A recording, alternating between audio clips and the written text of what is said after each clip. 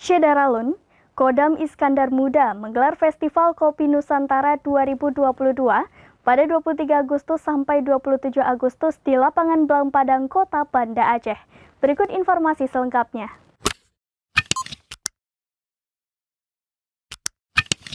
Syedaralun, Kodam Iskandar Muda menggelar Festival Kopi Nusantara Kodam Iskandar Muda 2022 pada 23 sampai 27 Agustus 2022 di lapangan Blang Padang, Kota Banda Aceh.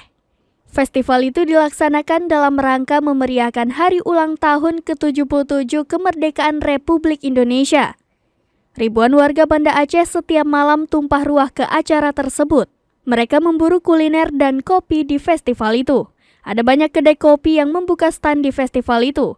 Selain itu, juga ada aneka ragam kuliner serta penampilan musik dan seni di panggung utama.